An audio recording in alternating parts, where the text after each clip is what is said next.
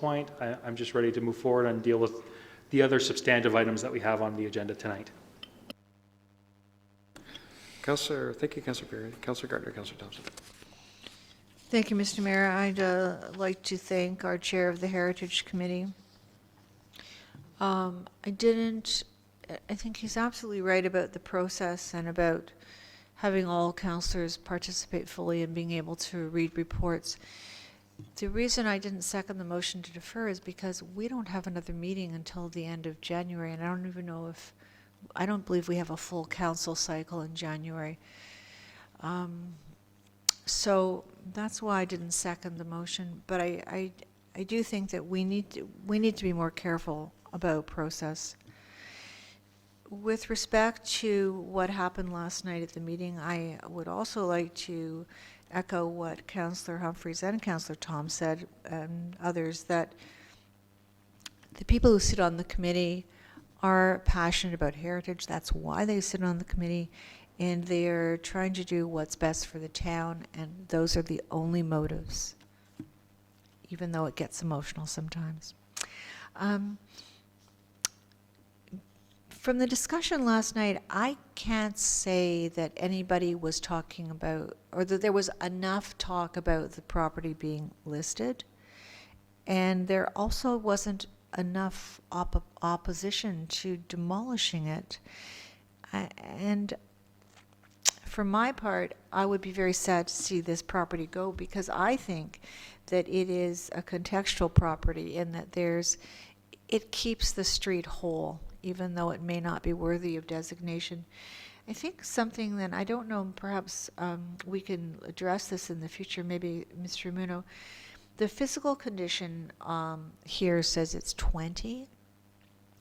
And I don't know, we didn't, and I don't know if we ever do go into a home to see what the basement looks like, because the basement is a real key telling point. So I don't, from the residents' description of the basement, I can only assume that it would affect the structural integrity of the house to some degree, but we didn't ask for a structural report on this.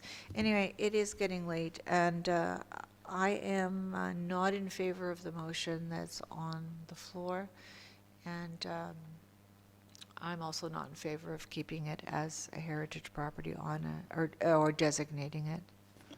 Thank you, Councillor Gardner. Councillor Thompson. Thank you, Mayor Dahl. I'll be brief. I certainly appreciate the comments of those, or the chair and vice chair, and those that attended the meeting, to help provide some context to the conversations and the discussion that took place last night. Similar to some of the comments around the table, I certainly do feel, it's always been my understanding that the registry really is not, the intent of it is not really for us to, or anybody to use it to make decisions about future builds or new construction. It really speaks more to the properties that are on the list and their historical and cultural value. And as said by most around the table, really, when these situations come up, it's beholden upon, be it the Heritage Committee or Council, to make that decision. Do you either register it as a heritage property or delist it? And so in this case, I think that others, as well as myself, feel that the best course of action is to delist it. And so I won't be supporting the motion in front of us. I believe you're indirectly referring to Councillor Perry's throne speech. No, I don't want to touch that. You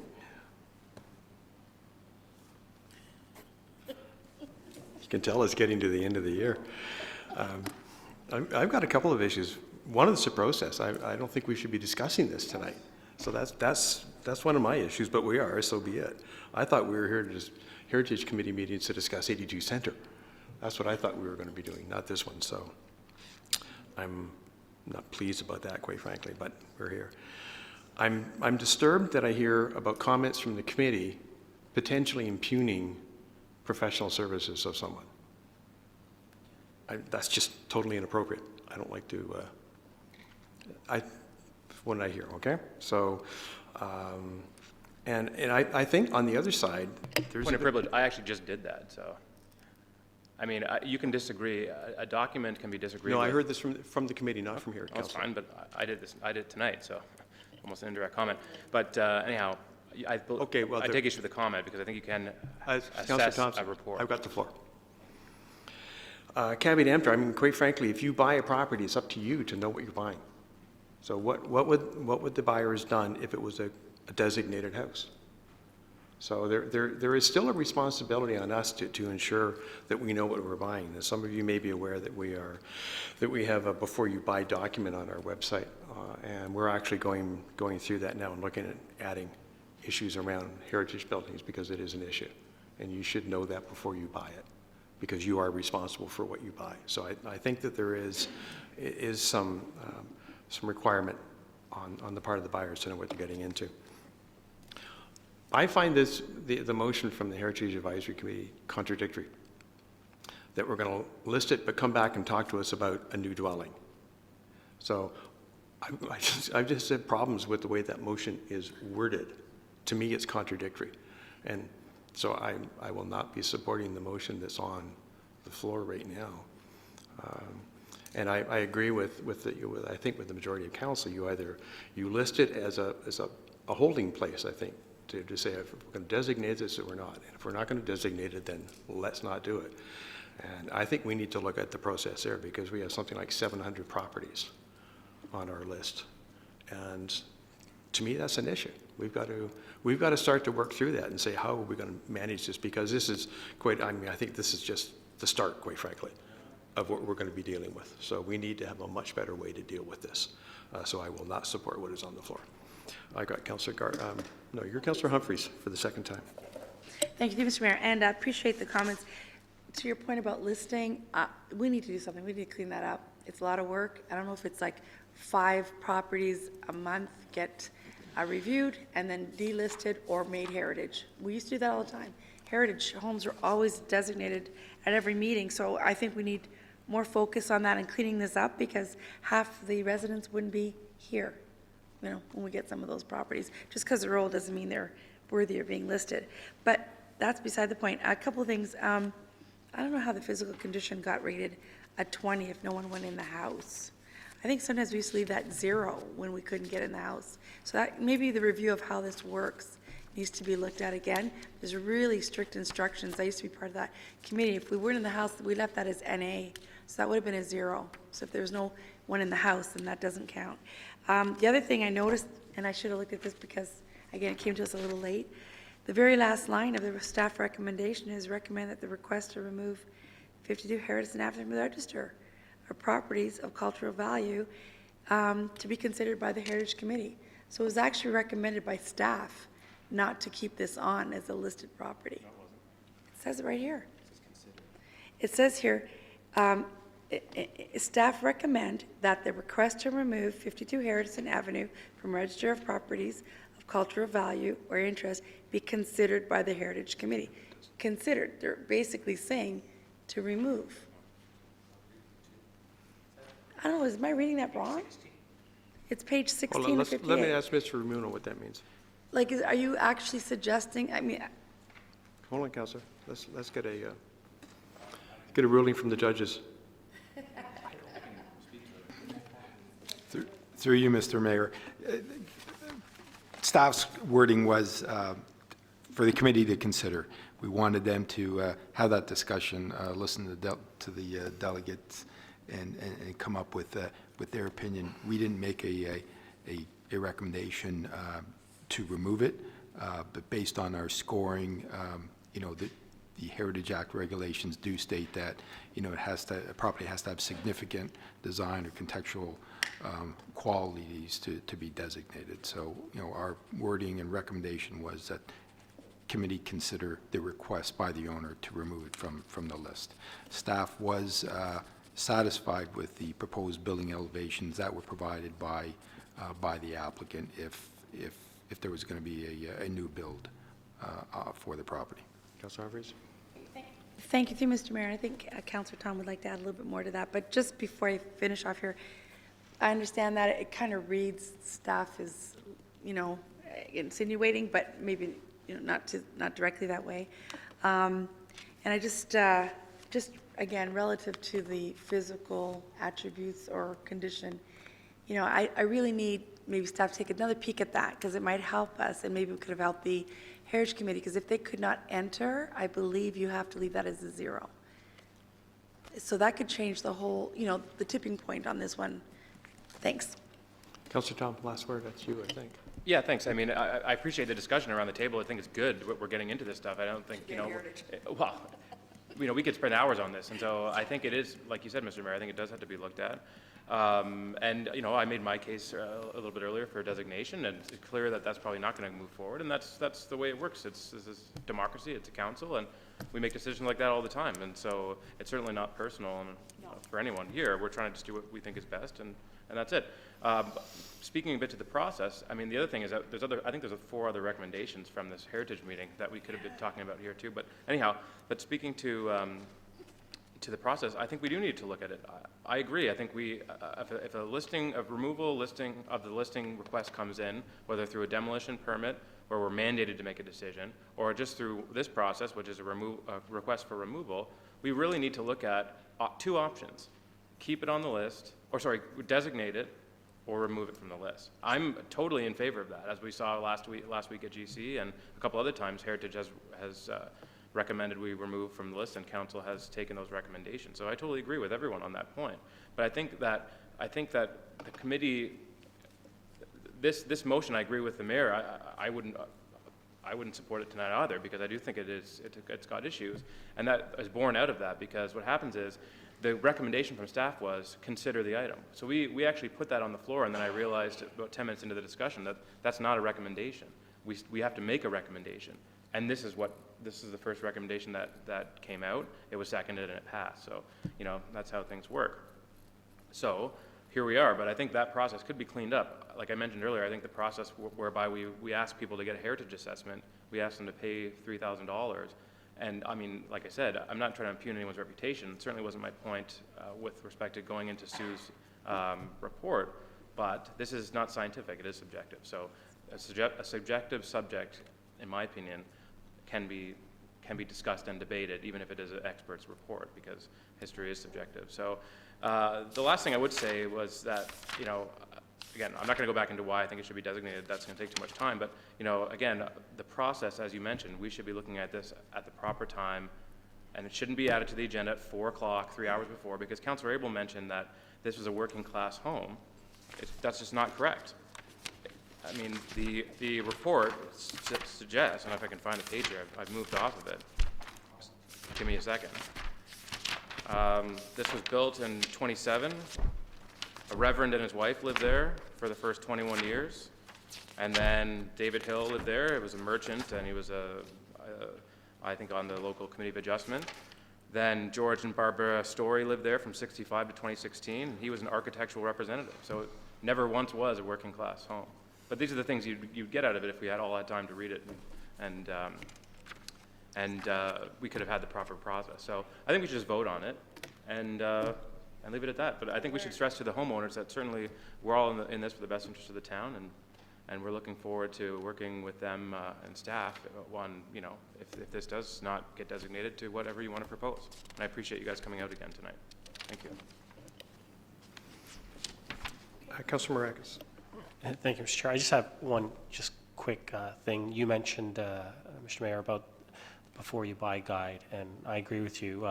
Everyone should look at what they're buying before they buy it, and look at what the rules are and the guidelines. And I've mentioned before, do we provide this to the development community? Because it doesn't seem like they look at it and they go through what our rules and guidelines are. And so, it's to me sometimes, and I think it's the perception also, through some of the residents and through residents of this town, that we're harder on our residents than we are on the development community within our rules and our guidelines. And so I just put it out there again that before you buy guide should be put in, maybe should be sent out to every developer and every builder across the GTA and real estate agent across the GTA, so that way they can be well informed before they buy in Aurora. Thank you. Any other comments, please? So, Madam Clerk, just procedurally, as Councillor Puri has mentioned, or Councillor Tom, there's a number of items on the minutes. So at this point, are we dealing with all of them, or are we just dealing with 52.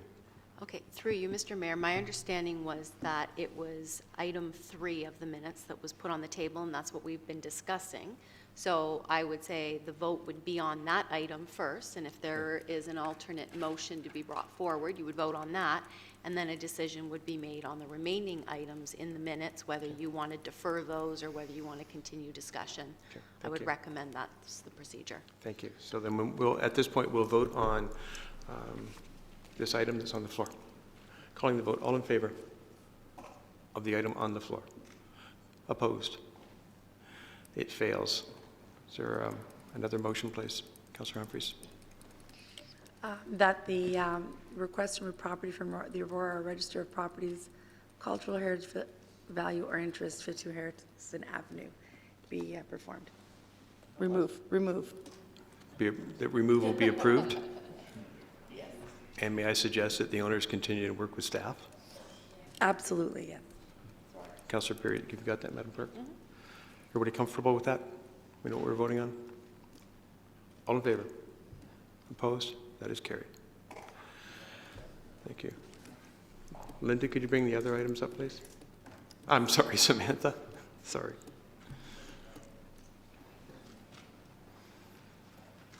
So this is, where are we here? Well, so 82, which is the one that I was thinking was going to come. Councillor Tom. We're talking about the rest of the items. I just want to make a quick comment that there's 23 Mosley Street is on the agenda.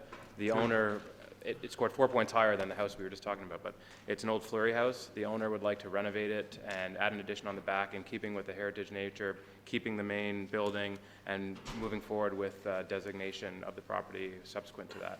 Very excited about keeping the property. So I just want to say that in a lot of cases, we do get people who want to retain structures and so forth. So I do commend the owners of 23 Mosley for their request. Which, that's Mosley? Yeah, we're doing them all. Yeah. Okay. Does anybody wish to speak to item 1 of the Heritage Advisory Committee meetings, please? Hold on.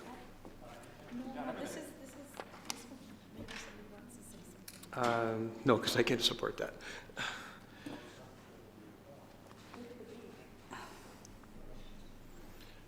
Councillor Thompson. If possible, can a member of the committee sort of explain B, that legal services continue to explore the possibility of laying charges? May I, Mr. Mayor? Yeah, please. Yeah, so continue to explore. So council already passed a resolution to look at laying charges with respect to the east elevation. We already passed that at council last month.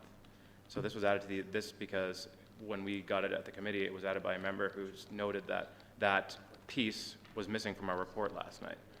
They had complied with everything except council's order to put the windows that were removed from the house back on the east elevation.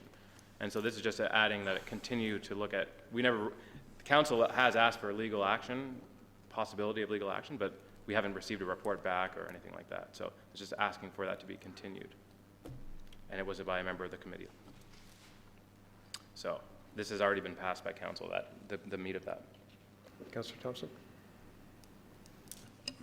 Again, I mean, it's, I don't know if there's some time sensitivity there, this or not. I'm just trying to absorb it all. Is it possible to get have staff had a chance to digest this, and could our legal counsel or director of planning add to that just to give us some context and understanding here? Certainly. Through you, Mr. Mayor, with respect to the 82 Center Street, that heritage permit application has been before the Heritage Committee 3 times. It dates back to September. It was deferred back in September based on work that the applicant was doing to the exterior. There was an order to comply. The applicant did come in and make a number of revisions to the exterior work that they were proposing. The committee was happy with the revised plans that were submitted last night.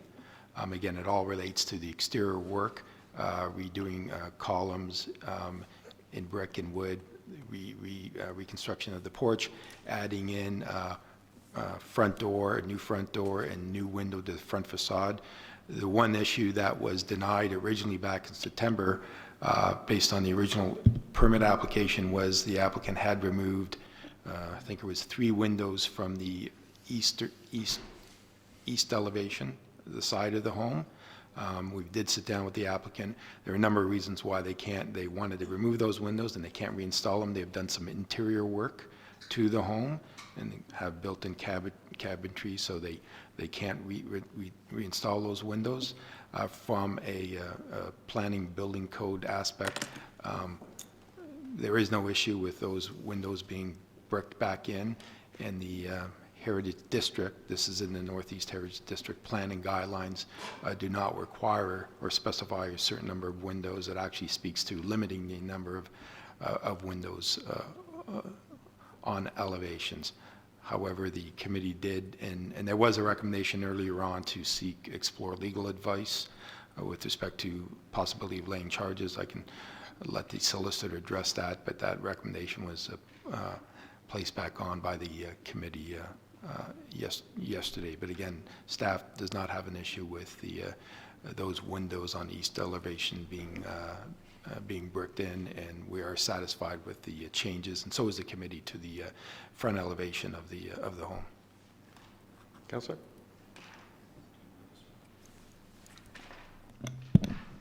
Through you, Mr. Mayor. So we did have discussions about it, and we did consider whether it would be worth it. I didn't, at the time, it was thought that it wouldn't be a good idea. If you want me to look into it again and look into a better analysis and provide a report back to you, I can certainly do that in a closed session.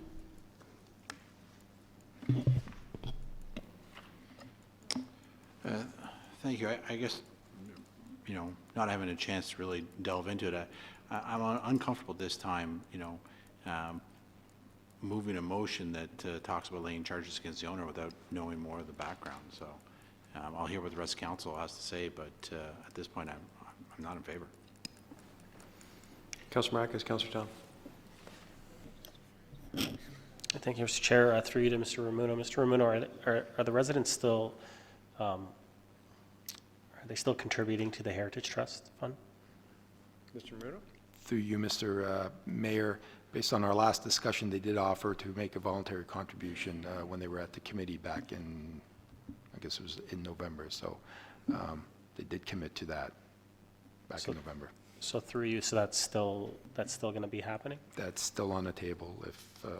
Yep. Okay. For myself, I was there for a couple times that they came in, and as far as the east side with the windows, as Mr. Ramuno has mentioned, it's not actually part of any guidelines or rules within the district plan.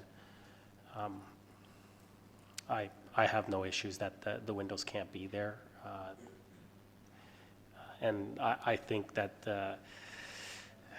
I think to continue, and especially since hearing from our town solicitor that she somewhat explored it and didn't think it was that great of an avenue to take at the time, but she'll consider exploring it again. I don't see the point of continuing that avenue. I would just say I would defeat that, be part of the clause, and just move forward and get this done. Councillor Tom, Councillor Gardner. Thank you, Mayor Daw. So again, looking at the report that this actually wasn't included in your package, because the only report that was included in your package for this evening was with respect to the item on Harrison Street. You would have had to look at your previously given to you a copy of the Heritage Advisory Committee meeting. It was extensively long, but the background to this shows that staff actually recommended originally. It wasn't. Sometimes the committee gets, I sometimes feel like it does get kind of rolled up as, being very hard on residents, and I can appreciate that. But the staff recommendations were to the committee that the report be received, and if you go down, this is on page 2 of the agenda from last night from Heritage, 2B subsection V say the following components of Heritage permit application be denied. Covered window openings on the east elevation. And C, that legal services explore the possibility of laying a charge against the owner and or the previous owner for the removal of the original enclosed front wall, removal of windows on the west and east elevations, removal of window openings on the east elevation, removal of floor windows, and da-da-da-da. They did a bunch of repairs without getting a permit. Council adopted that motion on the 25th of October this year. So we asked for this to come back. All this is asking for that report to come back. We never got the report back. So, I mean, like, this is why I think we have to follow the process and maybe clean up the process with respect to heritage, because, like, you know, when you're asking for a report, especially with something this important, if there's going to be no legal action, well, how about informing the committee and/or council? That would be great. So again, I see this whole item, which has now taken us most of our agenda items or time tonight, as just being a complete breakdown of the process, and it's unfair to the council. It's unfair to the residents who we're adjudicating on their properties here. And so I really think that, you know, if this should really never happen again, and I think it's been, you know, it's been a real shame that this is how we had to deal with all these items. I think they should have gotten their due course at the regular council meeting that they should have been scheduled for. Thank you. Councillor Gartner, Councillor Humphreys. Point of order, Mr. Mayor. I've stated once that I pulled, it was I believe my motion, or I seconded, to bring item 8 forward. I then stated, Mr. Mayor, that I moved the entirety of the motion, and I'm sure that the tape will clarify that. We're speaking over our 2-speaking limit at this point. I understand that we only spoke for the first bit of time to one item,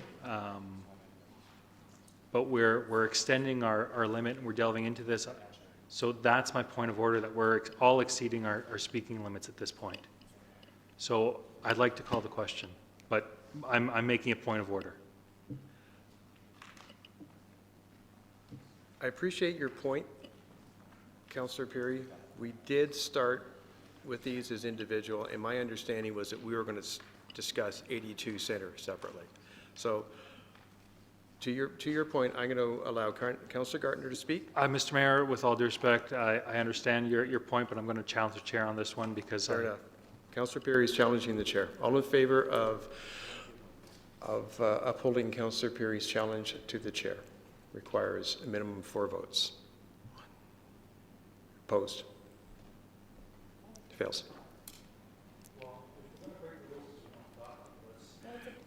Excuse me. Councillor Gartner. I think Councillor Perry is right. I think we're just too far into this process and getting lost in it. So I'd just like to say that agree with Councillor Tom. We didn't hear back from legal, and it was a staff recommendation. But the whole point of it is that people need to know that they just can't, this is a heritage district.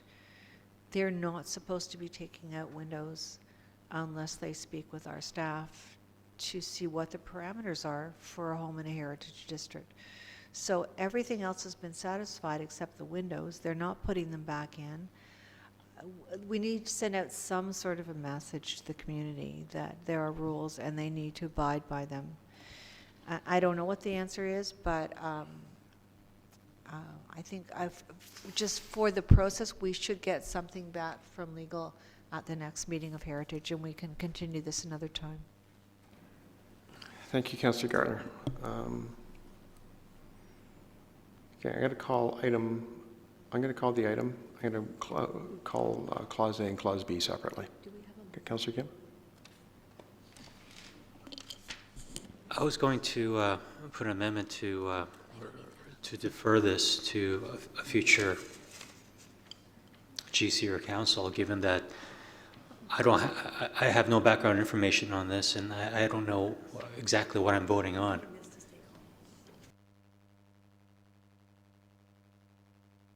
Otherwise, I'm just not going to, I can't vote because I have no idea what this is about.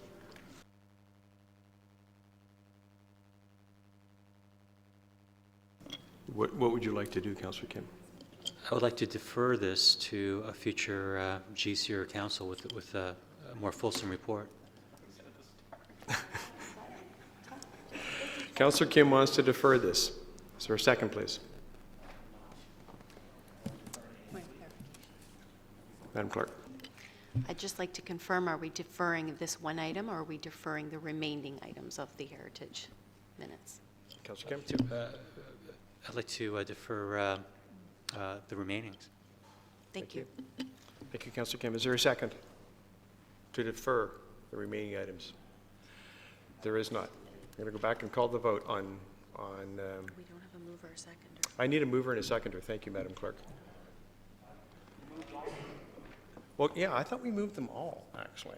So, and we've been discussing them separately, Madam Clerk.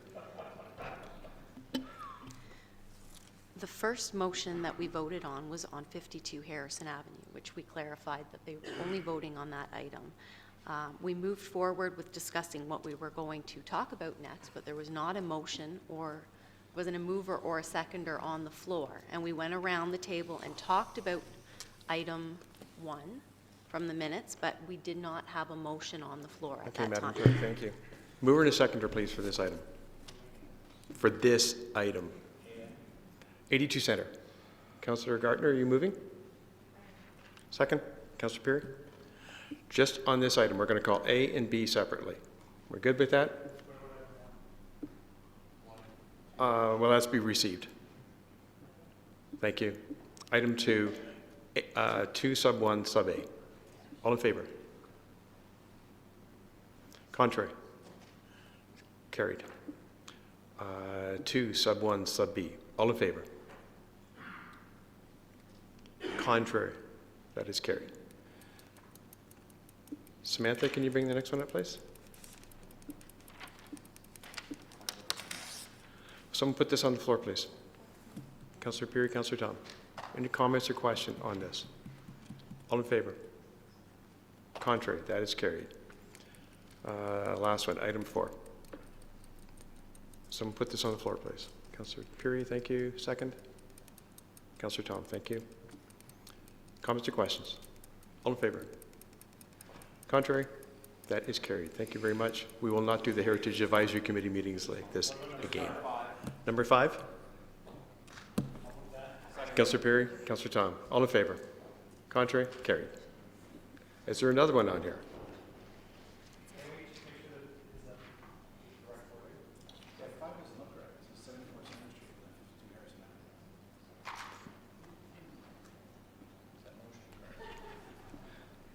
Madam Clerk?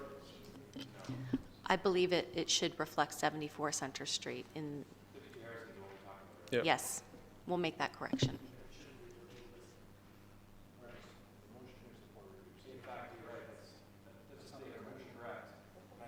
Please.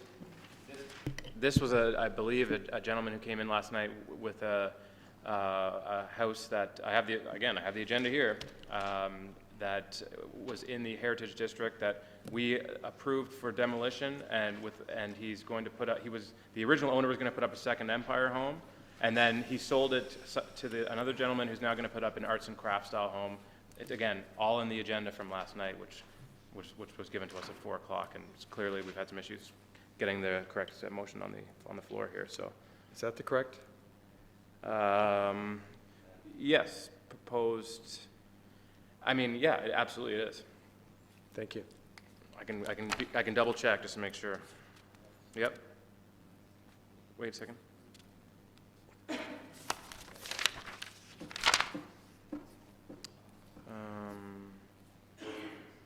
Yep. Councillor Tom? That's good? All right. Move for a second. Got that? All in favor then? Opposed? Carried. Is that it? Okay, this is what happens when we, no good deed shall go unpunished. This is what happens when we try and rush things and put staff under some inappropriate pressure. Back to item 2. 1 sub 2. Mr. Mayor, I just got to call a question of privilege there. You just stated putting staff under, I'm getting tired, inappropriate pressure. I just think it's important that we're very precise with our language, and when we state there's just way too much ambiguity in that statement. Inappropriate pressure to do what? If your comment was that, you know, we had staff rush, I understand that that would make sense. That's exactly what I mean. Perfect, thank you. Thank you, Councillor. I would just bring a point of privilege on that as well, because we didn't actually ask staff to bring this forward. Staff brought this forward. It was not asked for by council. Staff brought this forward as an added item. So the council did not put added pressure on staff. Staff put added pressure on staff. Fair enough.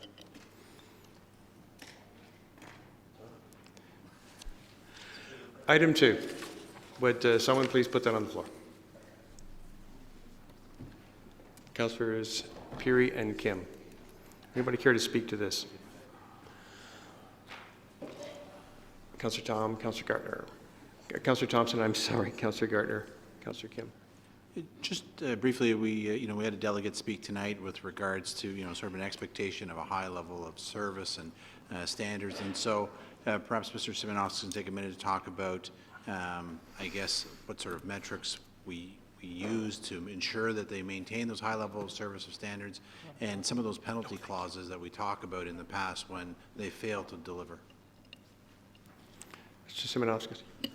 Certainly through you, Mr. Mayor, this was one area that I had raised at last week's meeting as well as part of the review that we did when we were preparing this RFP for service. We did focus in on those two areas specifically because of some of the challenges we had with the last 10-year term contract. So penalty clauses have been rewritten to clarify the focus of those penalties and where we saw issues with the contract. As well, customer service has become a very central focus.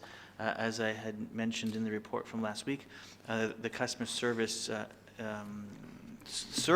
as a function of the contract is quite extensive compared to what we had in the previous contract. So, and there are some very clear performance metrics around the customer service element. And that was, again, done with consultation from Newmarket, who have had a lot of experience with their customer service center.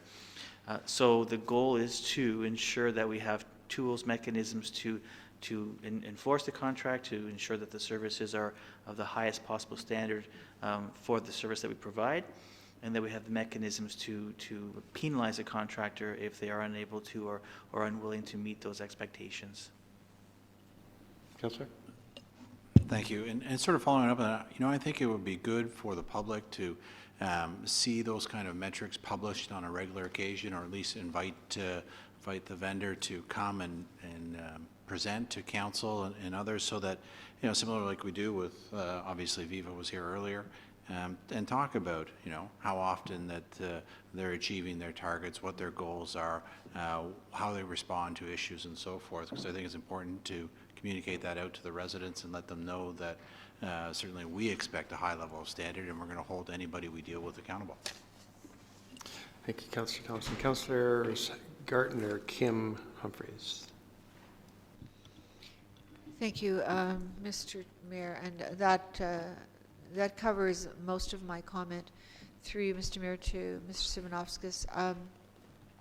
But there are still things that are happening now. A resident just reported that the organics was put into the same place as the blue bin goods. So,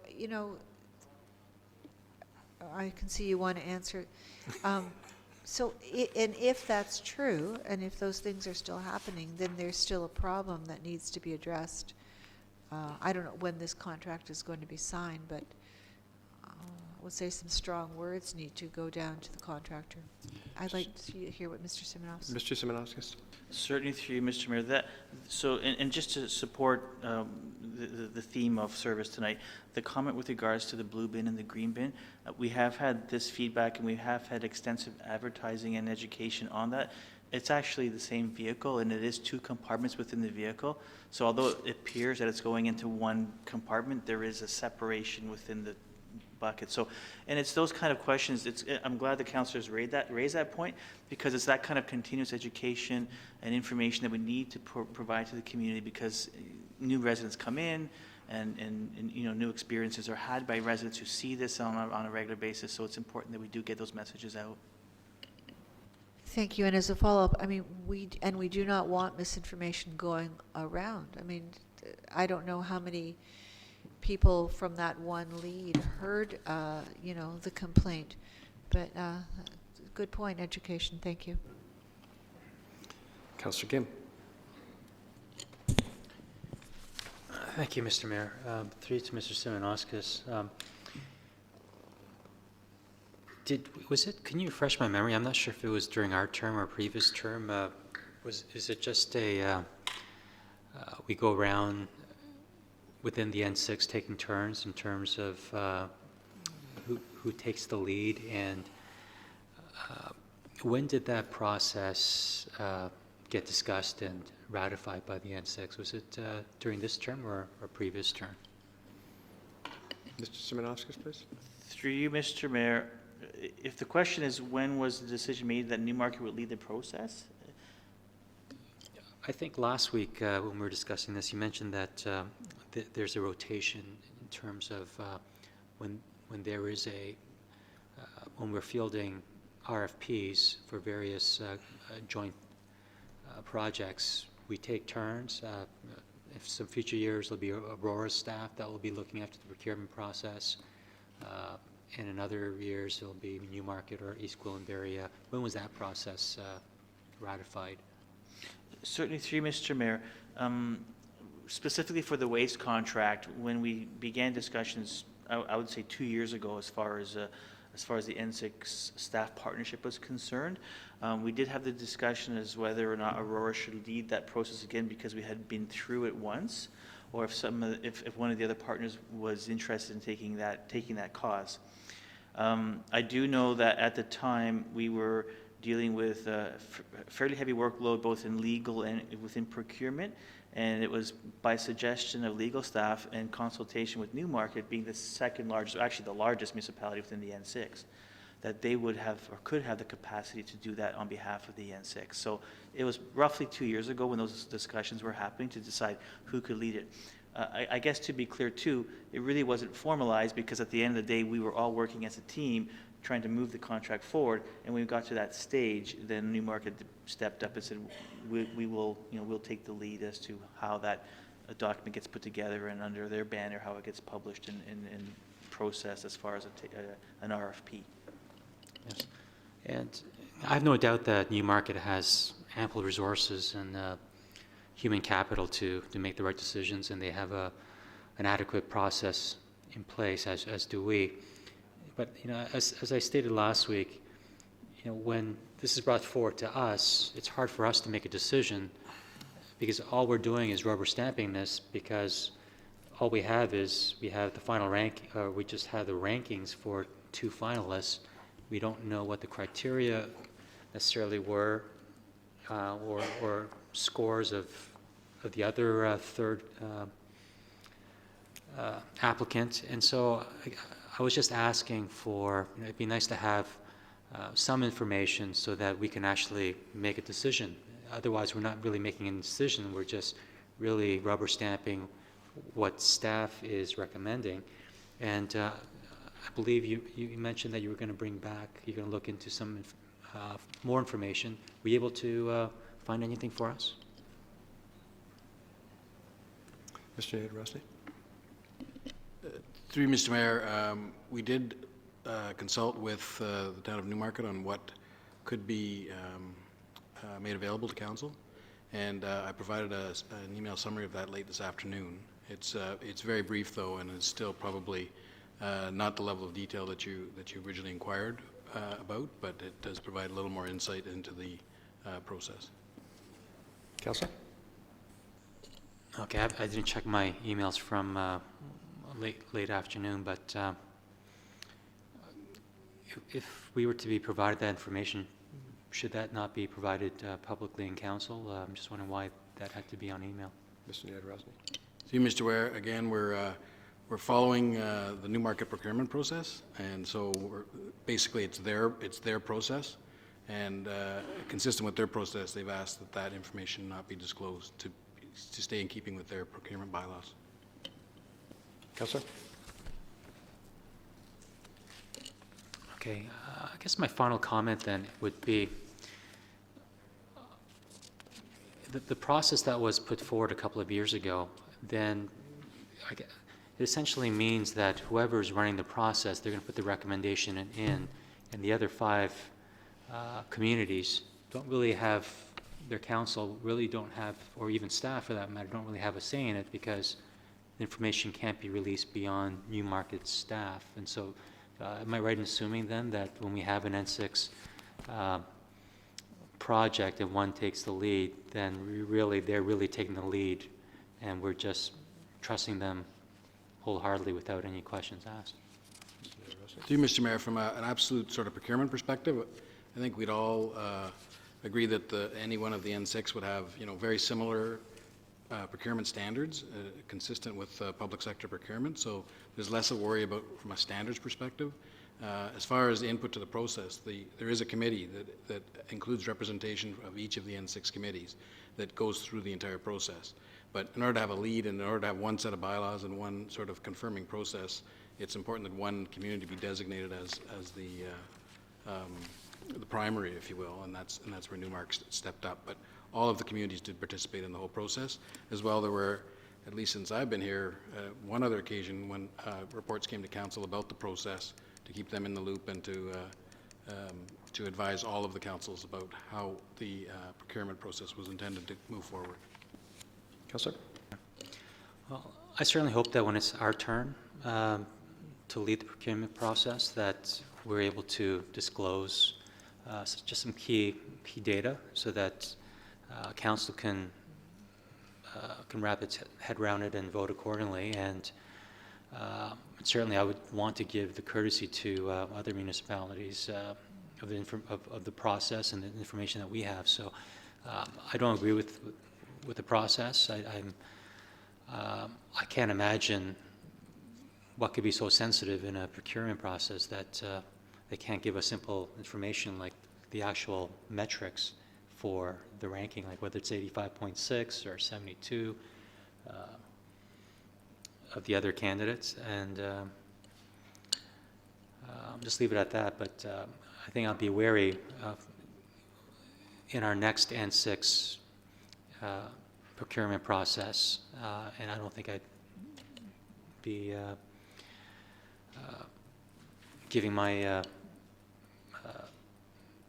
what's the word? My vote, my approval. That's it. Councillor Humphries. Thank you, Mr. Mayor. Just quickly back to service levels, and I know that we do, I think, a really good job now of funneling all the complaints that we get through customer service.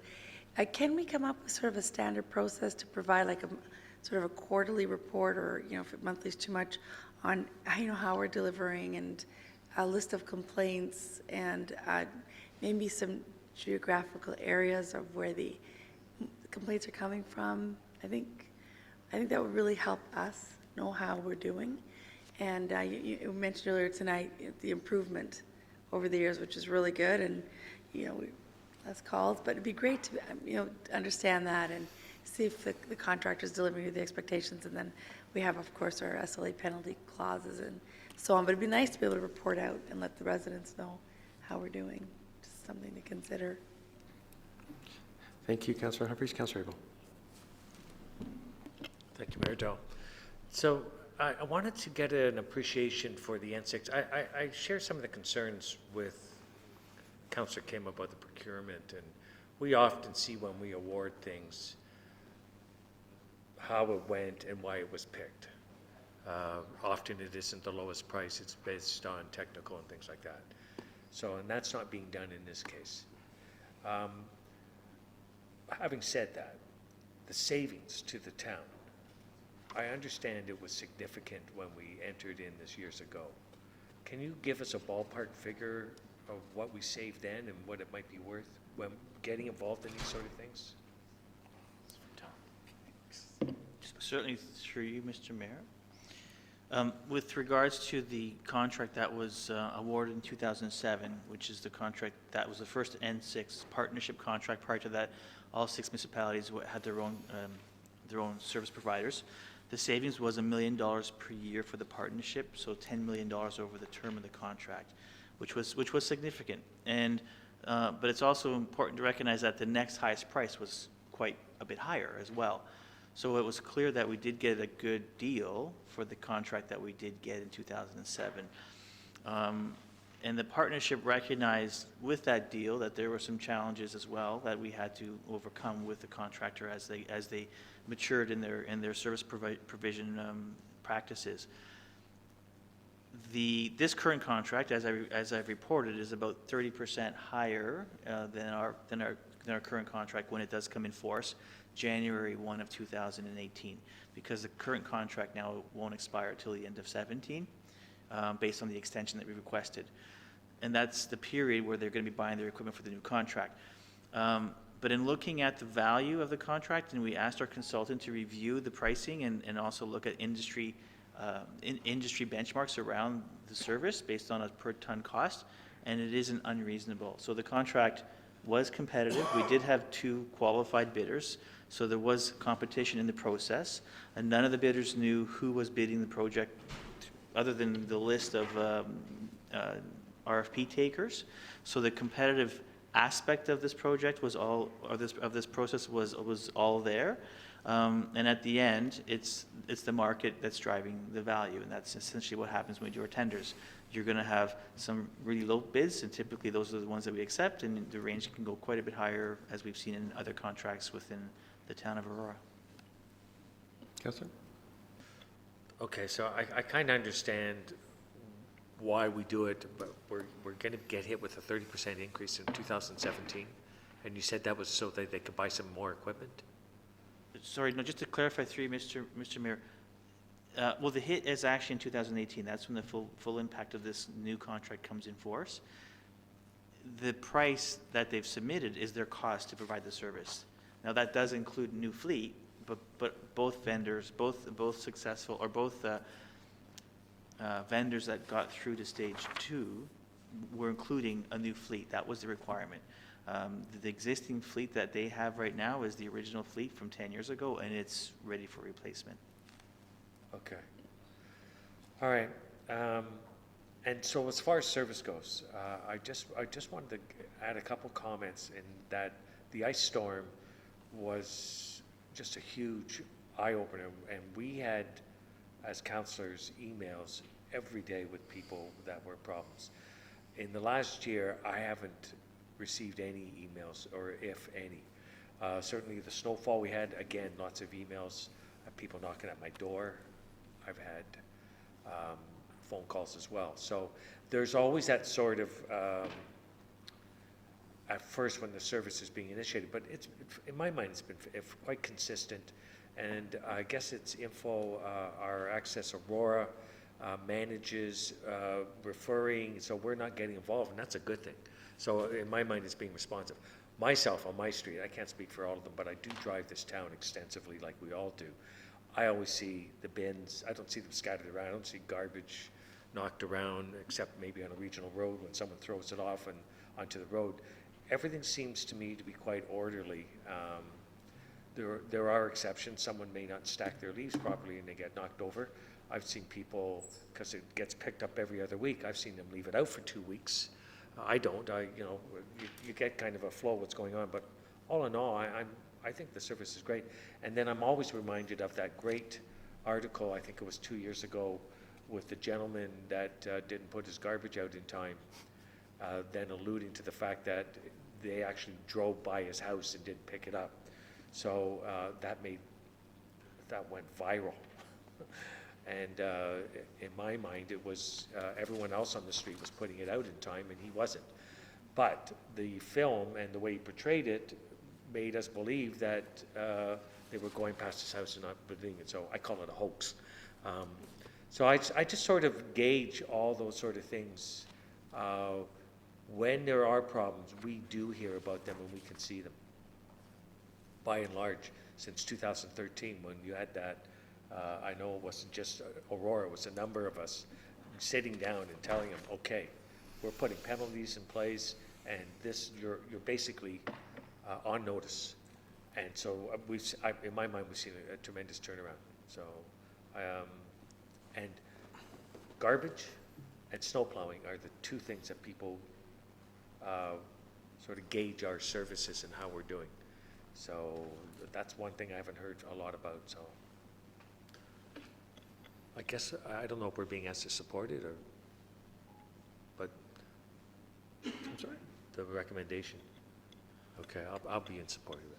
Councillor Rackus.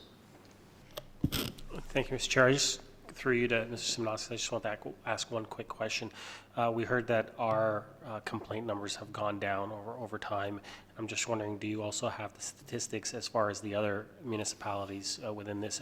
Are they seeing that same trend in complaints moving down, or do some of them have them going up? I'm just wondering how that is throughout the whole N6.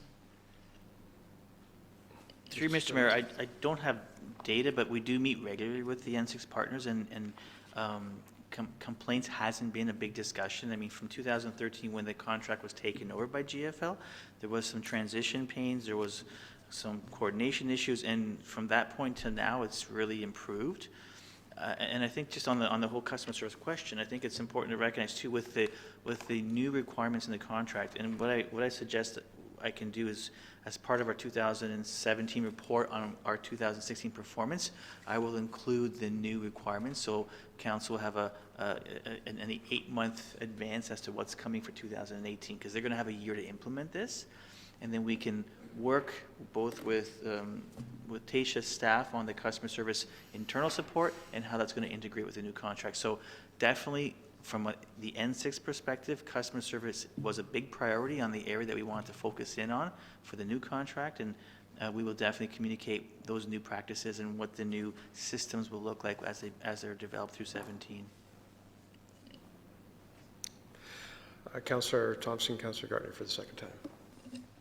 Thank you, Mayor Dodd. Just briefly, touching upon Councillor Kim's concerns, and I do agree that it's helpful for us to see the scoring of all the proponents in any of one of these tenders or RFPs to minimally just give us confidence that it really is the best choice.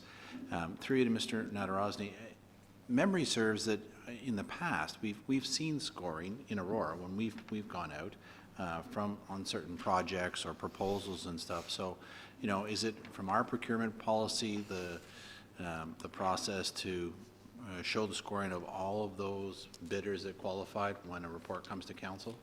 Sir. Through you, Mr. Mayor, one of the things that I've raised actually is that I found that even in our own reporting, we've been inconsistent on that item. Sometimes we've disclosed scoring, other times we haven't. It's been related to the complexity of the process and the type of goods sometimes, but I do agree that there's a need for a more consistent approach and an understanding of exactly when it's appropriate to put all that detail out and when it's not and why it's not. So I'd like the opportunity to bring something forward in the new year to clarify some of those questions, some of the questions I have myself. And certainly appreciate that, and I also think there's value in taking the comments back to the N6 about, elaborating on some of the information provided so that other municipalities can have the same level of comfort about decisions being made, and so hopefully you'll carry that forward for your next CAO meeting. Councillor Gardner. Thank you. I'd like to second the motion that hopefully Councillor Humphreys is going to make. It was a very good suggestion about having reporting on problem areas, how we're improving, at least bi-yearly, at least. Good for the public and good for council. So, New business. would Councillor Humphreys like to make that motion? I think that would be appropriate in a new business. Really? Okay. Any other speakers? Councillor Gartner, to your question on organics and recycling going into the same area, I've had that complaint too, and that comes a lot when it's a side loader truck, so it's not as well defined. They are indeed separate areas, and I've had the opportunity to actually go to the maintenance shop and look at the trucks. But I'm wondering, Mr. Simonovsky, when we have the official open house for the operations center, the new operations center, if we could get a couple of trucks there, a rear loader and a side loader, just as here's an opportunity as to how the trucks work, unless we take all the staff over or all the residents over to the yard, which is probably not a good plan. I can definitely inquire and see if we can arrange a schedule where they can show up and provide a few hours of access for sure. Thank you. And Mr. Nader-Rossi and I had a chat this afternoon, Councillor Thompson and Councillor Kim, to your points in terms of especially how the region does it.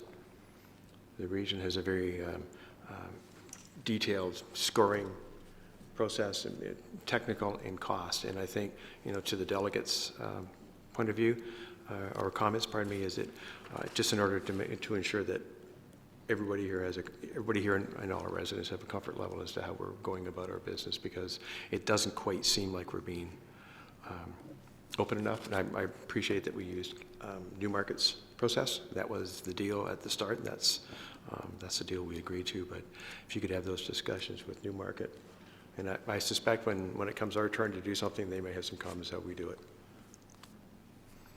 If there's no other comments or questions, I'm calling the vote, then all in favor. Contrary? That's carried. Excuse me, Mr. Mayor, I've lost track, but we do have some people from the Cultural Center who've been sitting here That'd be for the very... budget, I suspect. Yes, so is that the next item on the... Could we bring that one forward, please? I was thinking we might be able to get to the garbage collection because we had a delegate here earlier. Right. Apparently not. Thank you, Councillor Thompson. Second to move it forward, please. Just to move it forward, Councillor Tom. All in favor? Contrary? Carried. Councillor Maracas. Thank you, Mr. Chair. I'll move as is. Second, Councillor Thompson. Comments or questions? So I just had a few comments. I'll try to keep it brief. As I mentioned at the end of our budget, I think that staff has done an excellent job in bringing forward as far as the process and what we've tried to institute a year ago at the last budget. And I think it's working very well. And I think we're starting to take that first step towards a very efficient budget process. Where I'd like to see us kind of step up next year especially is to be more, to look for more efficiencies within what we do. Now, there are a couple of things that we approved that I don't necessarily agree with, and I'm sure there's a couple of other people around the table that probably feel the same, but as a majority, we approved what we have. It falls within that number that we targeted staff to come back with, and so that's great. But I think that moving forward, now that we have that process and we've set it up and it's working, I think, optimally right now, I think we need to start looking at those efficiencies as far as where can we utilize, I guess, in essence, staff and start to I'm trying to find the right words here. For me, a lot of times, what I see that is happening is when something comes forward and we say we need to increase service level, or we need to do this, or we need to do that, the first response we get is, well, we need new staff. We need to hire someone. And to me, that's the wrong approach to take. We need to look at what we can do to utilize the staff that we already have and create those efficiencies within what we have, and look at providing the same or better service for the same or less money. At the end of the day, I believe that that's our job, is to how to get to that point. And I believe it's also the job of our senior management staff. We're all looking to provide the best service for the residents at the best possible price. And to me, the easy way out in business is always, if you want to up the service, just hire a new person. Because it's easier to just bring someone in and say, we'll be able to accomplish that.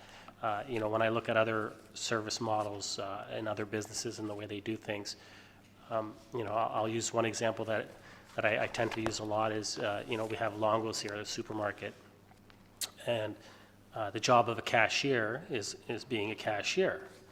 But when they're not checking people out, they're cleaning the cash register, they're cleaning the area, they're putting away the bins, they're doing all of that. And so Longo's doesn't go out and hire new people to clean the area, to do that. They utilize the staff that's in there to do the job that's needed. And if at the end of the day they find that they can't handle that, well, then you bring someone new in. And so those are the types of things that I'd like to see us do moving forward and becoming more efficient. And I think, as I said, that's our responsibility.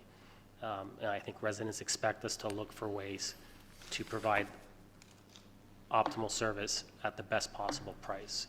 Because at the end of the day, every year taking a little bit, $20, $80, eventually it needs to end, because you can't keep taking money from the residents every year, saying we need to up things. So, well, it's okay. We can just ask for more taxes, and we can create more jobs and provide more services. We need to look at how can we do it at the most efficient way, because at the end of the day,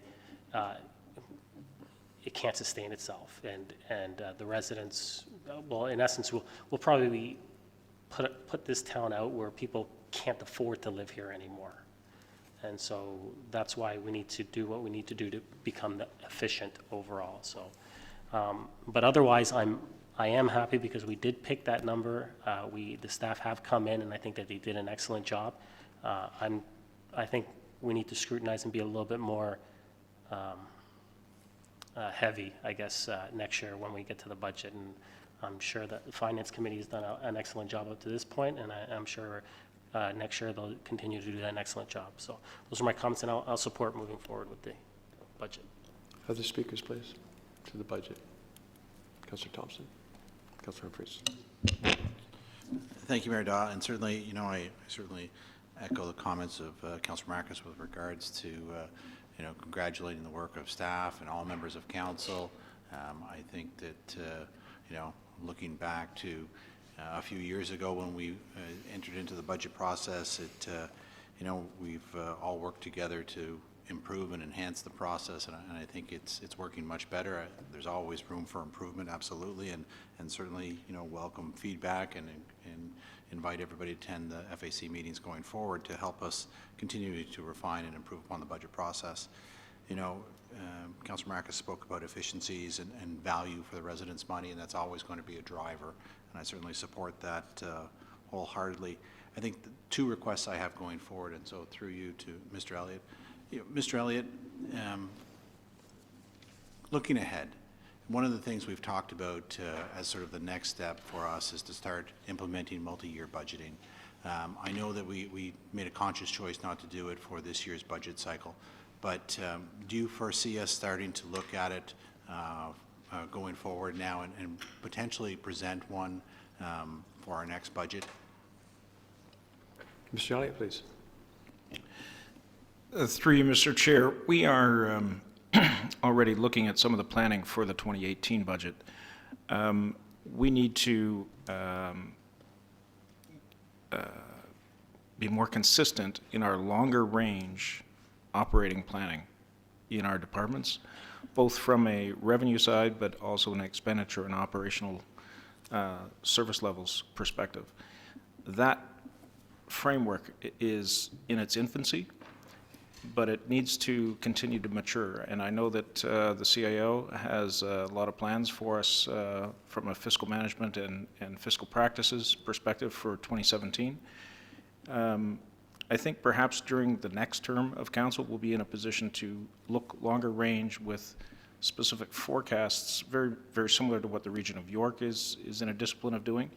However, I can say that I think that our experience this year of inflation plus style budget is probably in order for the next couple of years as well. And so, I want to say that we could achieve those, but we haven't sat down to agree as a collective team that that's possible yet. Thank you, and I appreciate that. Certainly from my perspective, it should be a goal of be it this term or the next, because as we continue to move towards building out, and we're going to see the decline of those growth revenues, I think it's more important than ever to continue to look at our long-term forecasting and budgeting. And so, what we can do during the rest of this term to sort of move that bar forward and get us there, I certainly would encourage it. I'd also like to ask that we start looking at the citizen budget survey now. One of the things that was a little frustrating this time around is that we really didn't take a look at enhancing the citizen budget tool until late into the process, and unfortunately the vendor didn't necessarily have the time to accommodate all that we we're asking to do. And so I think there's no time like the present to start taking a look at it. I'm sure that our communication manager has many thoughts about how to enhance it or improve it. I would just encourage staff to start looking at it today to get it ready for the next budget cycle. And so certainly I'm supportive of what's before us, and again, appreciate everybody's work. I saw a head nodding over there. Councillor Humphries. Great, thank you so much, Mr. Mayor. And I repeat the same as Councillor Marakis and Councillor Thompson, just outstanding job to the Finance Committee, Councillor Thompson and Councillor Kim for chairing, and really, it's moved mountains for us, and I can't thank you guys enough. Thanks to staff, incredible work, Councillor, and to Seo, who brought forward a really unique way to wrap up our options. I think it worked out so well and reduced so many. I could just see us going round and round on these items if it wasn't for that sort of approach, and I think it really, really helped out, and really allowed us to, I think, move a business forward and have some of those visions we've thought of for a while to come through.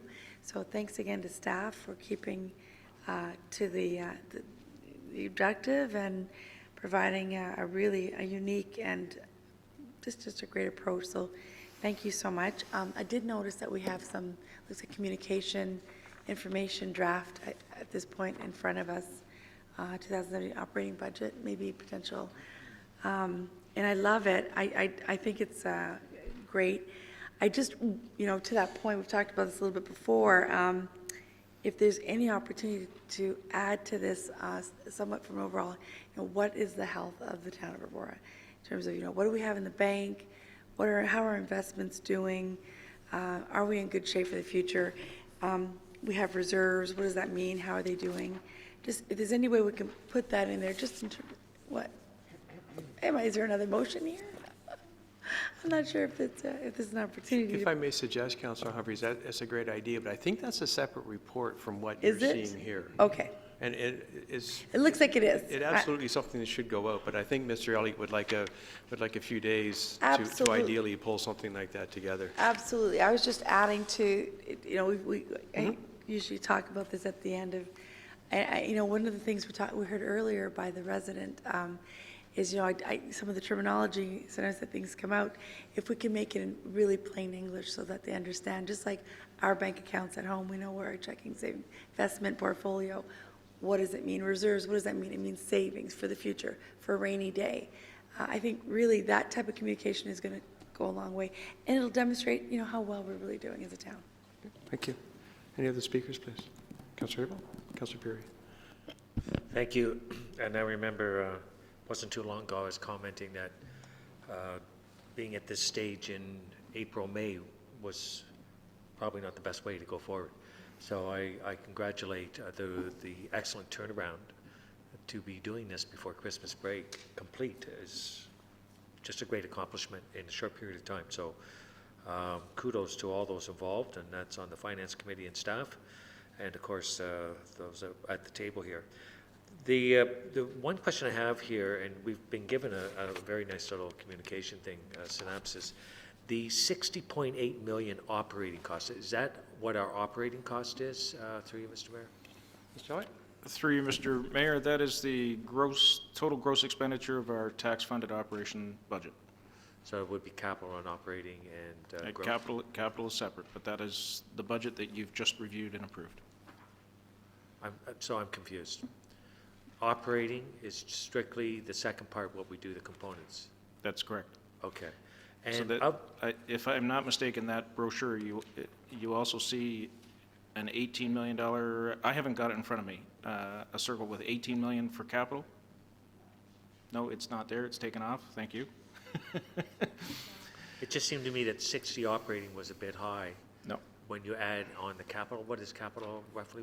Capital was about 18 this year, and then water is another 20 on top of that. So our total budget is almost Close to $100 million. Okay, thank you very much. Of the 60.8 million, what is our staff cost on that? 60. I'm pulling a number out of my head, but I believe it's about 25. 25. Okay, thank you very much.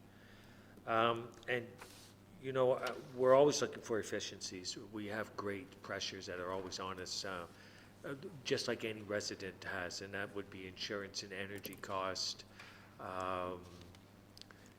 Repair, replacement is on the capital side, but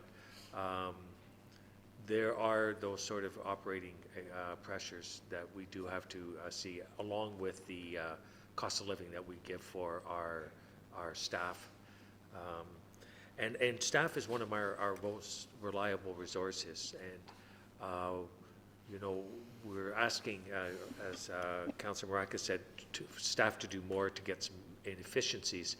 However, we do put a lot of money into consultants, and if we could try and mitigate that and have our staff do it, that would be an efficiency I would see coming forward. Also, I'm a little concerned with the turnover, the increase in turnover.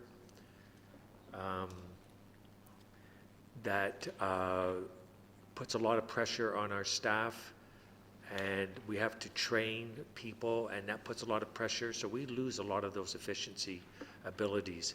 Also, innovation is a very key point in driving efficiencies, and by slashing our training and development, that's another. So you're asking a lot of staff and taking away some of the tools that they can best use.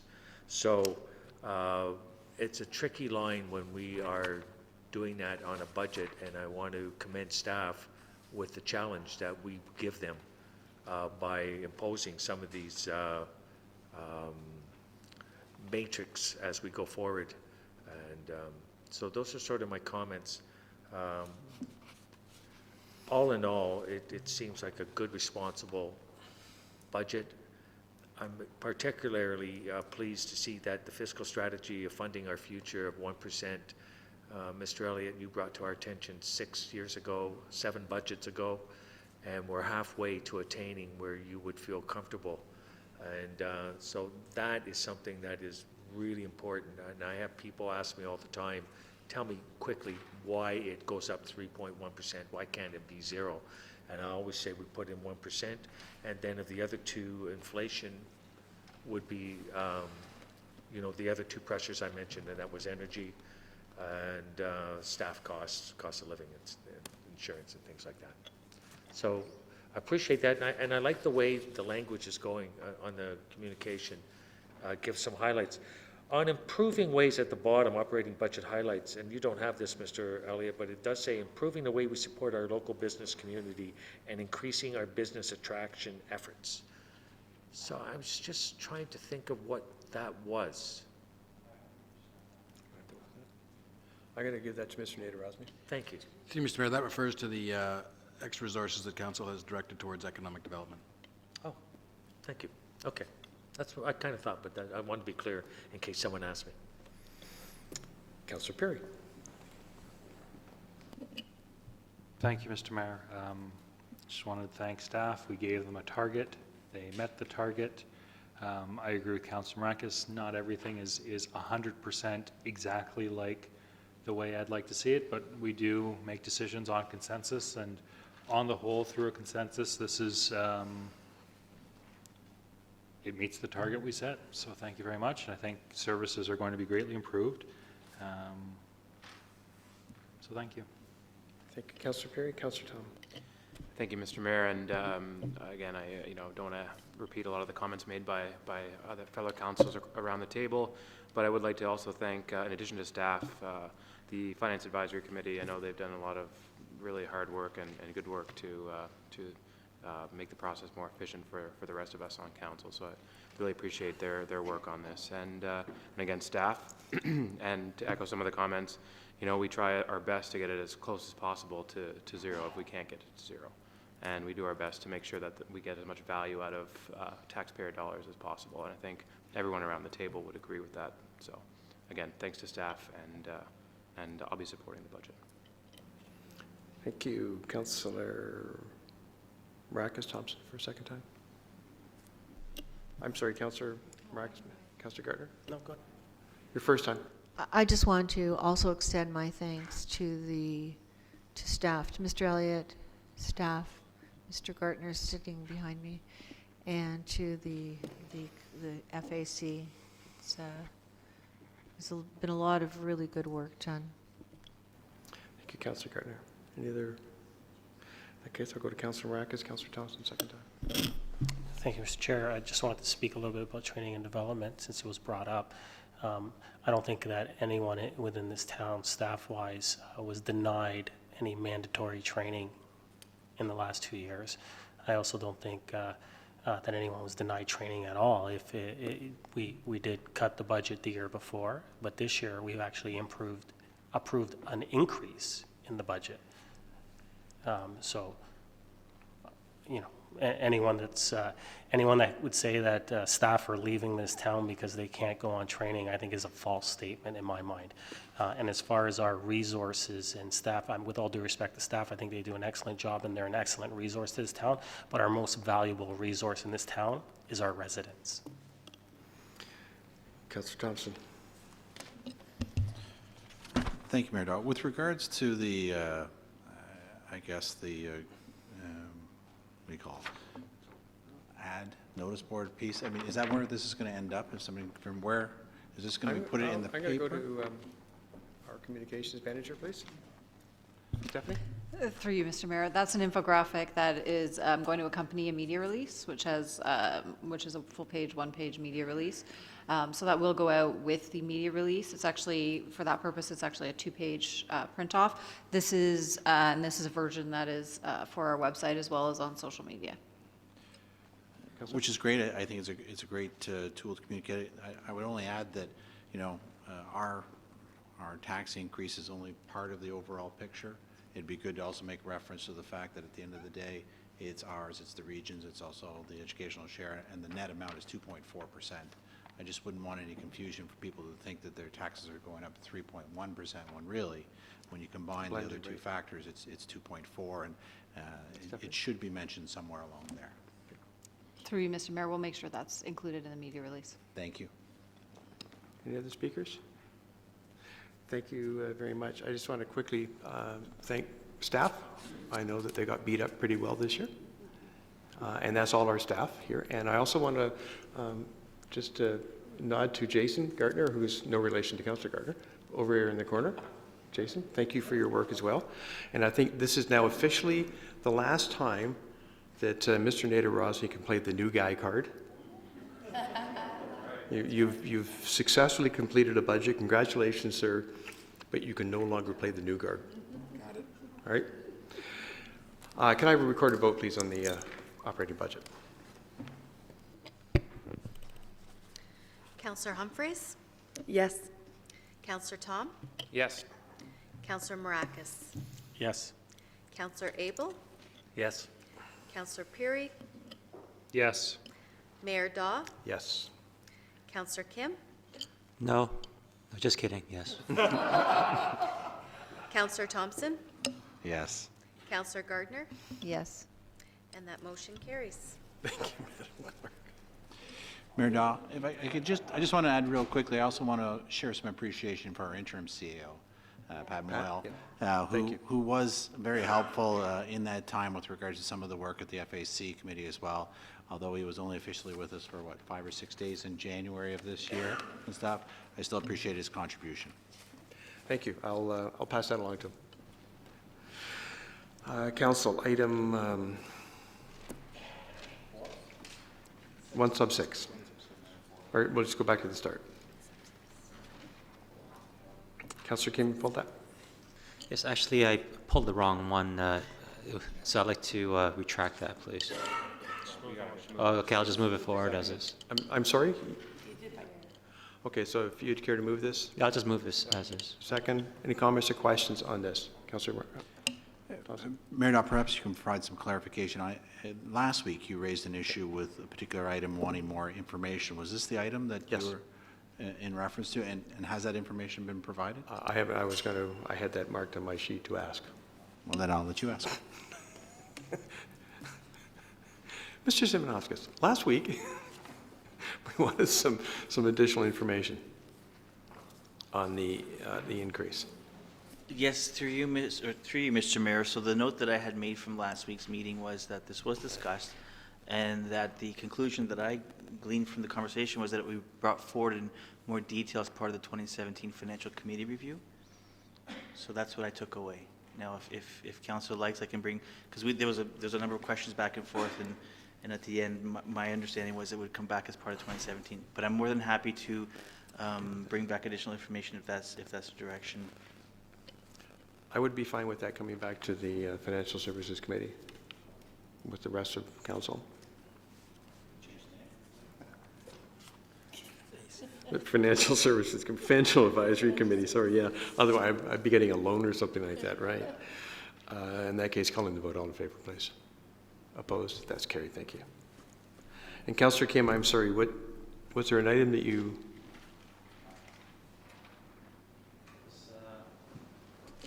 Item 4? Item 4 has been pulled. Okay, so we will, we're going to move to, we'll move to item 1, sub 20, and then to item 4. Thank you, Mr. Mayor. Councillor Perry. I would actually, I'd like to put a motion to refer this back to staff to direct them towards a different motion. Not to begrudge the work that the AMO has done. They are overstepping their jurisdiction a little bit, talking about federal issues. That is the role of the FCM. And the regional municipality of Halton actually has a motion on their agenda that's going tomorrow.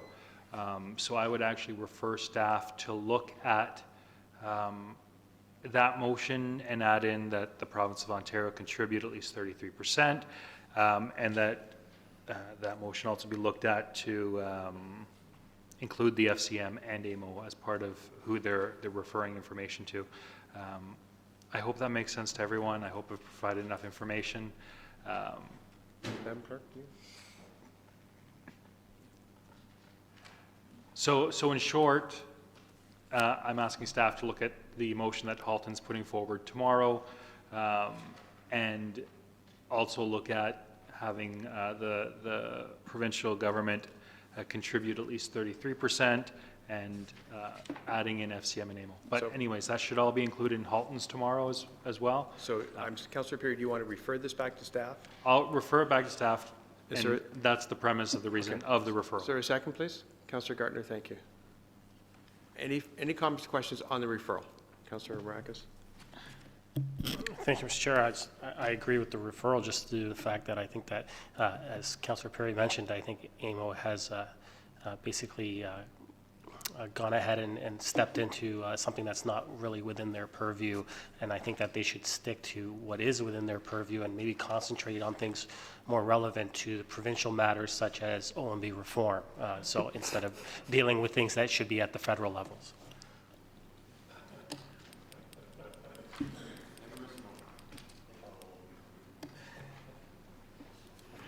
Any other comments, please? If that's the case, all in favor of the referral, please. Opposed? That's carried. Councillor Kim, now you with item 4. I'd like to move it as is, please. Thank you. Yes, thank you, Councillor Thompson. Second, Councillor Maracas. All in favor? We haven't done one of these in a long time. Opposed? That's carried.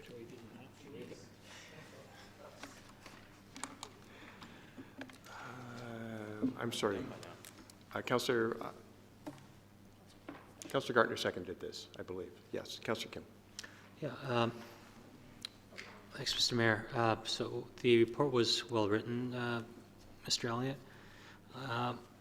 So according to the Ontario Regulation 28409, so Ontario municipalities are permitted to leverage public sector accounting board standards or accounting rules where it allows municipalities to exclude things like amortization expenses, post-employment benefits, and solid waste landfill closure and post-closure expenses, which we don't have anyway.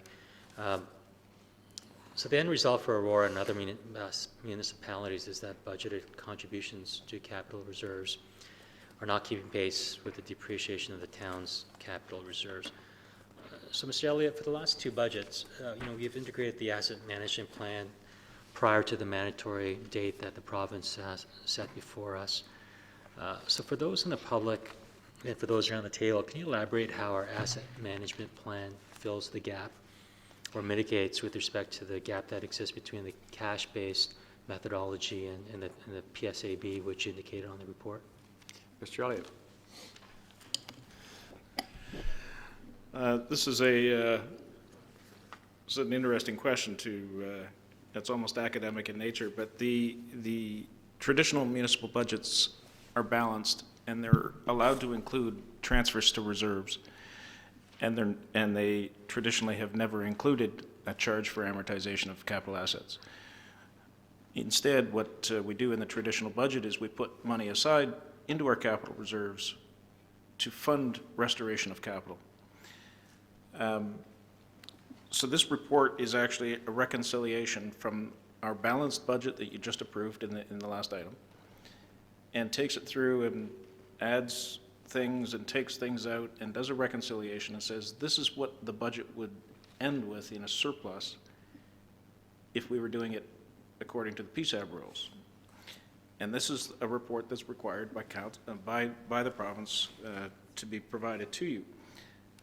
The issue really around the amortization, and I was looking at this and said perhaps there's a paragraph in our brief conversation beforehand, perhaps there's a paragraph that I should add to this report. And Jason and I have worked on it during the evening, and we've come to a paragraph that we will include in next year's report, and that reads as, if you don't mind, exclusion in the annual budget of the amortization of tangible capital assets has no impact on the future tangible capital asset funding requirements of the town. The town includes in its municipal budget allocations, the town includes in its municipal budget allocations to capital reserves for the purposes of funding future capital asset renewal and replacements. An approved detailed asset management plan is in place and drives the decisions and recommendations that are reflected in the detailed 10-year capital and investment plan document. This long-term plan includes all replacement needs as well as new assets required for growth and other purposes. The long-term plan is updated each year. It carefully evaluates the adequacy of the town's reserves, anticipated future cash flows, and makes recommendations for continued annual dedicated tax increases for the purpose of increasing the capital reserve contributions for infrastructure. Council has a 5-year history of making such incremental increases specifically for infrastructure as recommended by the plan and the staff. Continuing with such recommendations is evaluated annually by Council during the annual review of the 10-year capital and investment plan, as well as the annual contribution to reserves amount included in the budget. I'm not sure. I'm thinking I may have addressed your question. I think you did, but you spoke in a language that some may not have recognized. I know, it's, like I said, it's very academic. Yeah, but I think the point I just wanted to make for all of us to rest easy is that I think some may see the gap between the two methodologies and say, wow, there's a shortfall. But I just want to confirm for everyone's reassurance that the asset management plan that we have in place serves to kind of fill that gap and smooth out the amortization lumps. Correct. There is a gap. The asset management plan speaks to the gap, and it speaks to how council needs to close that gap and the time and duration and a multi-year plan over which we can do that and accomplish that so that we can avoid startling tax increases in any one year or having a financial crisis of not being able to fix a very important piece of infrastructure that fails on us. Councillor? Great, thank you. Any other comments on this item? Councillor Abel? Thank you. So we often talked about the infrastructure gap, and that would be what we have in our asset management plan and what we have in our reserves, and there's that gap that we can't possibly replace that. We're in a situation that is an envy of many municipalities, and I don't know what percentage, but I imagine we're in the top 95%. Now, I'm thinking along the lines of a pension, which my wife is involved in, and so they have I forget how they term it, but a real number. So they have what they have in their assets, and then they say, now if everyone lives to such and such an age, and we pay them all out at what we said we would, how close do we get to that? And they have gaps. Some pensions, I think, are really in bad shape. And then there's a few that are in really good shape. But there always seem to be a little bit of a gap. Is that sort of an analogy that might... Mr. Elliott? Through you, Mr. Chair, let me take a stab at assuring our public of the financial health and status that we find ourselves in here in Aurora, and that is very fortunate. There's a phrase used in the business. For some, it does indeed have different meanings, but let me try to explain. The infrastructure deficit is often referred to as the backlog of capital work that needs to be done. It's overdue to be done, but simply has not been done because there is no money. The town of Aurora, I would like to suggest, has a very, very small infrastructure deficit when it comes to things that are overdue to be done. There's things that are wearing, that's fine. It's got a 20-year life and we're 5 years in, that's not a deficit position. It's when it's got a 20-year life and we're now in year 25 or 28 and still have not done it. That's the deficit. So we have a very, very small infrastructure deficit. When it comes to the funding gap for infrastructure, this is where you look at what does it take on an annual basis to keep up the infrastructure and avoid going into an infrastructure deficit. And that we are somewhat behind the funding, so this is what the gap is that you referred to. We need X millions of dollars a year, and we're only putting into our reserves, or our tax base is only funding a certain amount. And it's very, very close these days, and it's getting closer every year, but we have work to continue to do. And as that 10-year horizon keeps sliding, our assets are getting older, and so it's quite likely, we'll see that cost increase continue, but our funding gap we need to continue to focus on. But we are very, very fortunate that we don't have a funding deficit like the City of Toronto does, for example, in their underground infrastructure. Yes, and I heard Toronto was incredibly in bad shape when it comes to deficit. They have so many projects on the paper approved to be fixed, but absolutely no funding available for it to be done.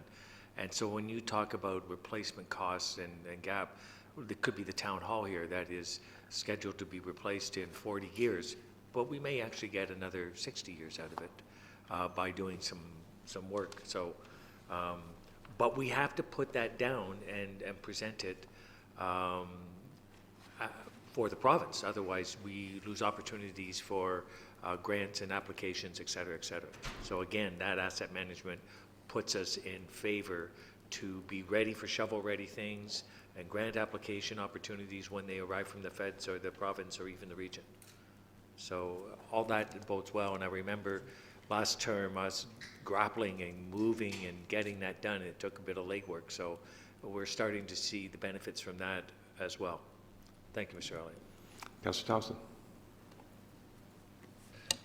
Thank you, Mayor Daw. And, Councillor Abel touched on it, talking about, our financial status, and I know Councillor Humphreys mentioned it earlier with our financial health. So at this time last year, you produced a report on our financial health that really looked at reserves and sustainability and had a variety of different information presented to us. And it really came out of a notice of motion that Councillor Humphreys had presented. Is the plan to present a similar report again this year? And if so, what's the timeline we're looking at? Mr. Elliott? I wanted to wait and see the budget process through, and then also that would have, unfortunately, the BMA study is a significant contributor to that report, and it has just recently been finalized and published. And so I can see that I could put together a health report for February and have some good news in the spring, or in the new year. I appreciate that. I think that, if you're able to bring it forward in Q1, I think that, speaking for myself, I found it very helpful to have that report card sort of thing about our financial health status and show how we are addressing those issues that Councillor Abel spoke to about, infrastructure and so forth. And I think the plain language within it was good for the residents as well. So look forward to seeing it and appreciate Councillor Humphreys bringing that forward a few years ago. Any other comments or questions? I think we should point out there's no truth to the rumor we're turning John West Way into a toll street.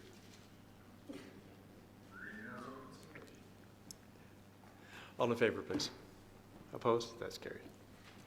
That, come on, I thought I'd get at least a chuckle out of that.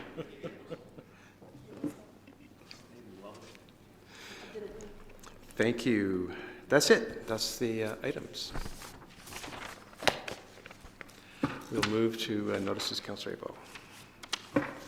Motions, excuse me. Well, Mr. Mayor, the hour is late, and there's 2 notices to motion, so I don't mind deferring these until January. To January.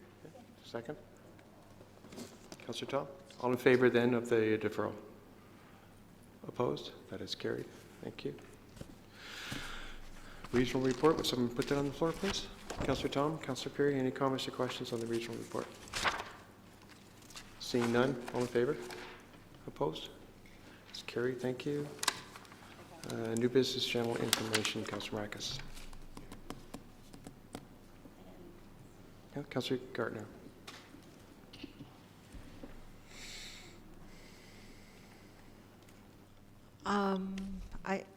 I'm hoping Councillor Humphreys will put forward a motion, so I won't. I have nothing. Councillor Dawson. Thank you, Mayor Daw. I meant to pull item 5 tonight. I really just talked about an operating budget forecast update.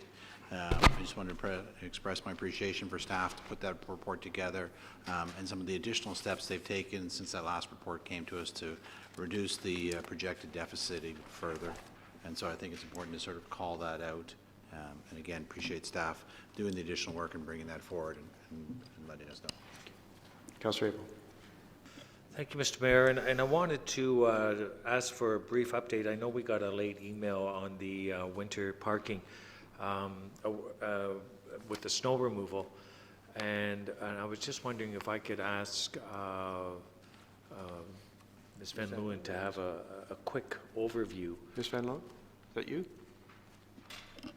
I can start, and Mr. Simonovskis can jump in. We met today internally, staff from Roads, Communications, Bylaw, and Access Aurora to debrief on yesterday's snow event. We had a successful snow clearing, approximately 12 hours to clear all the streets with the exception of a couple of secondary routes. We received about 50 complaints and concerns. All of those complaints and concerns, well, for the most part, were with respect to sidewalk clearing and some damage. And so IES is going to follow up with the contractor this week to improve that service. Bylaw Services started their morning at 5 a.m. and we're out and about. A total of only 5 tickets were issued yesterday. There were some communication gaps between the plows and Bylaw Services. So going forward, we're going to repurpose some radios that are in the water trucks now to Bylaw Services vehicles so that they can communicate real time. Because the plows are, when they're plowing, they don't want to pull over to use their cell phones to call Bylaw because it's really inefficient and it's disruptive. So we're going to continue to meet as we expect there'll be more snow events in our future with IES just to debrief and improve as we move along. So. Yeah, I want to thank you very much because when I approached, I gave a call around 11 to see how it was yesterday. I was, with the announcement of the snow event and then the working together with Bylaw and the snow operators was a great attack and early in the morning, so right from the start. And you've already come back after 1 to say, how are we going to get to that? I did do a lot of traveling around. There is one sort of concern I think we should communicate, and that is the 24-hour that you cannot. So I was attending a resident yesterday, and the road had been cleared perfectly. And it was about 12 hours after the snow event had been declared. And actually the road was wet. I mean, there was no snow on the road because it was a bit mild, but there were 2 vehicles parked. And he wanted us to come and ticket them because he says there's still 12 more hours left. So there is that sort of, I know we want that time because sometimes you have to go and clean things up, depending how heavy it is or if it's melting or whatever. So we say the 24 hours. So are we going to go and follow up and ticket those people if those circumstances exist? Or should we, how are we going to, maybe it's communication, but maybe it's something we should be thinking about, because if I could ask through you, Mr. Mayor, if Ms. Van Leeuwen has any ideas, or Ms. Van Leeuwen? Through you, Mr. Mayor, the violation of the bylaw is interference with snow clearing.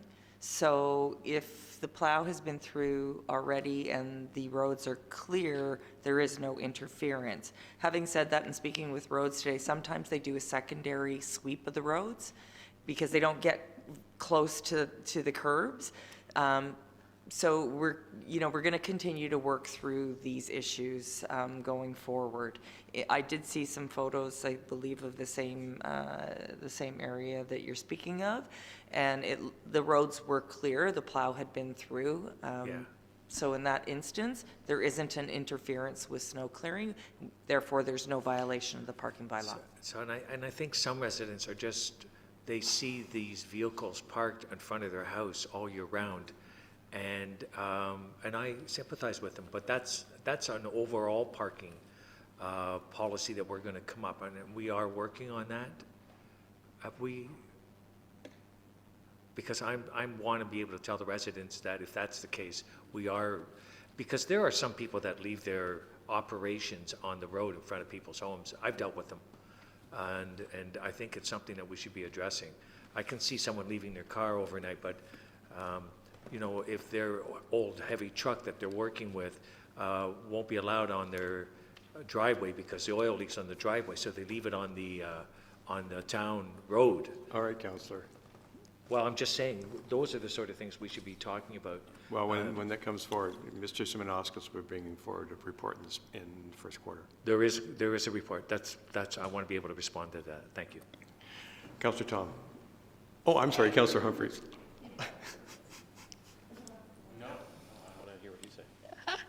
Thanks, JT.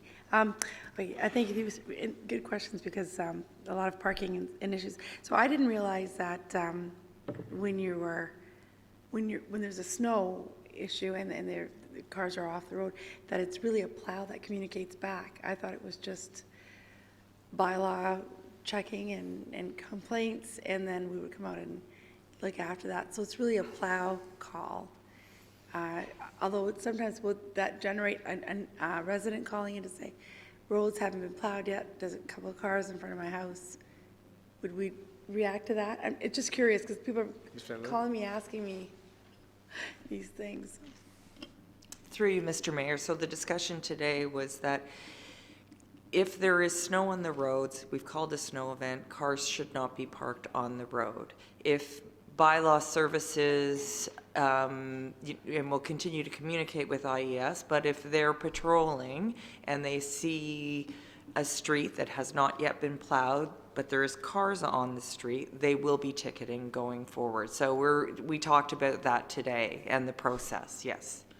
Great, thank you, that's awesome. Just really quickly, I want to thank also Ms. Van Leeuwen this week to define what it means when you are in a parking zone, but in your car. And the fact that you can be ticketed. That was a surprise to a lot of people. That's another story. Just a quick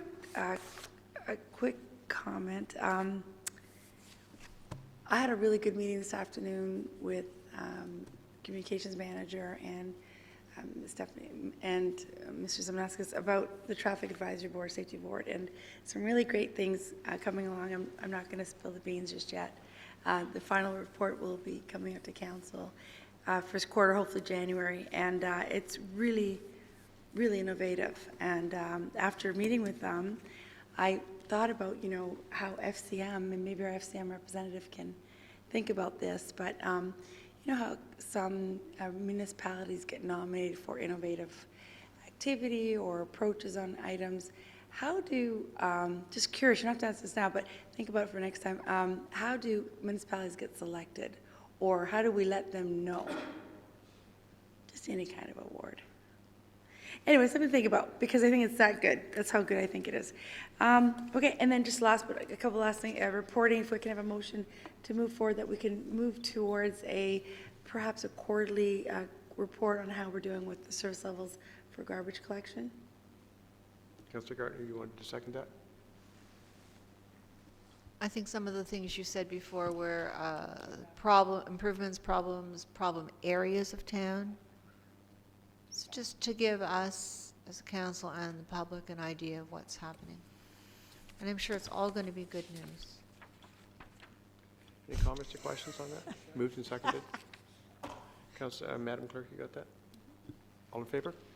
Opposed? No. And Mr. Mayor, last one, do I have to mention anything about the financial communication? I think Mr. Elliott's already taken It's all that good. under. Thank We're you. already doing the financial advice. Thank you very much, Mr. Elliott. Councillor Tom. Thank you, Mr. Mayor.